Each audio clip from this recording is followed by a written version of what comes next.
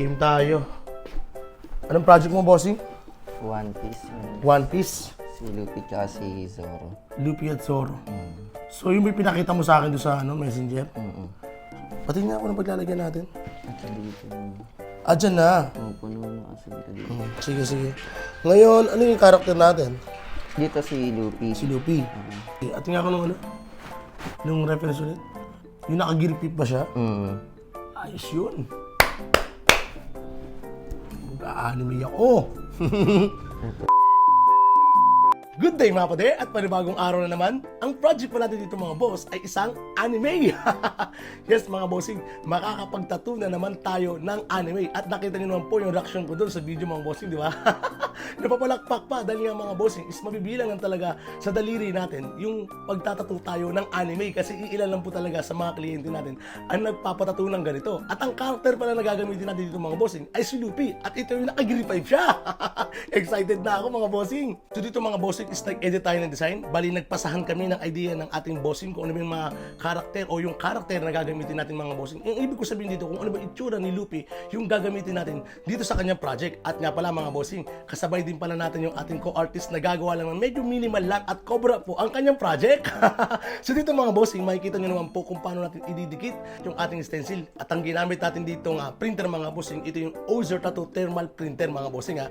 Tapos ang gamit natin pandikit dito, yung stencil solution mga bossing. Ito naman po yung Black Magic Stencil Solution ng Osus Data Supply. Talagang sulit din tong stencil solution na ito mga bossing ha. Kasi kahit na po China pa ang ginagamit yung stencil paper, talagang kakapit to.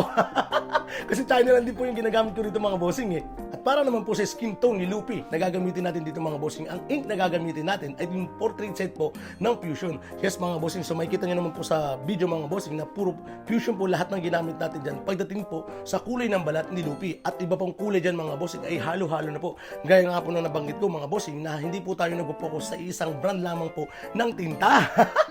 Kasi wala pa tayong sponsor nandito mga bossing at talagang nag-iingay tayo rito na baka naman may makapansin sa atin ay sana kunin naman tayo. Diba? Malaking bagay din kasi mga bossing kapag meron tayong, alam mo na, sponsor ng tinta at talagang napakalaking ginhawa yan kung ito ay mangyayari sa atin. Pinapanalangin ko rin kaya yan mga bossing. Pero kahit na po iba-ibang brand po yung ginagamit natin mga bossing, talagang piling-pili po yan. Sa loob po ng ilang taon nating pagtatato mga bossing, kahit papano, meron na po tayong mga talagang minamahal na kulay. Ang ibig ko sabihin dito mga bossing, may mga nakasanayan na tayong kulay o brand ng ink na ginagamit natin madalas. Kasi minsan mahirap po talaga mag-try ng tinta. Tapos syempre masasayang ang pera mo. Pero syempre, obligado tayong mag-try talaga ng tinta na sa ganun, masubukan din natin kung ano ba yung epekto nito sa balat kapag ginagamit na natin. Kapala mga boss, meron palang tatanong sa atin kung ano bang ginagamit nating liner pag tayo ay gumagawa ng power line. So dito mga bossing, gumagamit tayo ng 14RS at kung mapapasin nyo yung power line natin dito mga bossing, katulad po nung nasa video ay nagdo-double pass tayo nang sa ganun ay makagawa tayo ng solid na power line.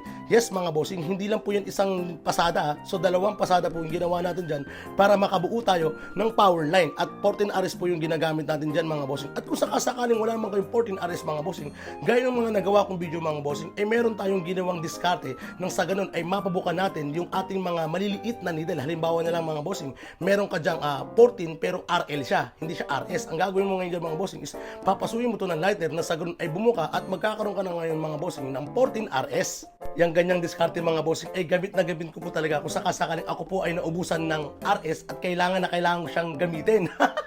Kaya talagang maghahanap ako ng posible kong magamit na RL na pag pinabuka ko ay talagang makukuha niya yung kapal ng 14RS. At minsan talaga mga bossing, kailangan natin yung mga ganitong klase ng diskarte. Lalong lalo na kung ikaw ay mahilig mag-service at meron ka nakalimutan na klase ng needle mo. O diba, halimbawa na lang, kailangan mo ng RS at ang nadala mo lang ay RL dahil alam mo yung ganitong diskarte. Syempre, hindi ka na mahihirapan kahit papano. At speaking of service mga bossing, ito yung pinakamagandang diskarte dito sa mga kaibigan natin dyan na mahilig mag-tattoo service. Mas maganda mga bossing ay meron po kayong listahan na mga kailangan yung dalhin.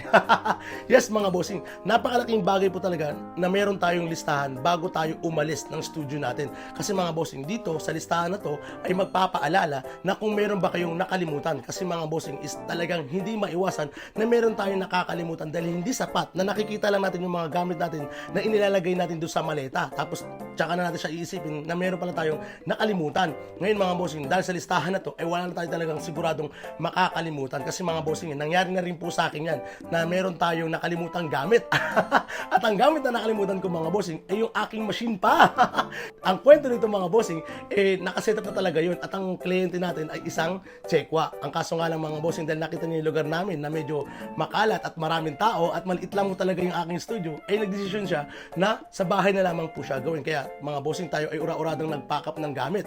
At ang problema mga bossing, pagdating doon sa bahay nila, naalala ko yung makina pala ay naiwanan ko doon sa upuan.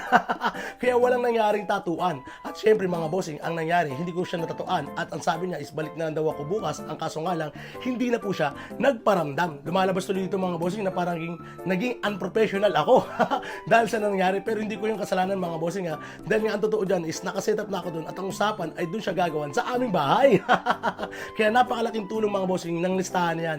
Talagang mas magandang meron kayong listahan ng sa ganun is wala po kayong makakalimutan at hindi mangyayari sa inyo, yun nangyari sa akin. Kaya itong mga kinukwento ko sa inyo mga bossing ay nakabase lamang po talaga sa aking experience. Sa tagal ko na rin po kasi na nagtatato mga bossing at sa tagal na rin po natin na nagsiservice, talagang noon pa man mga bossing, bago pa ako tayong magkaroon ng studio, yung bahay natin talaga mga bossing ay pansamantala ko lang mga bossing kung sakasakaling walang pwestuhan yung ating mga kliyente.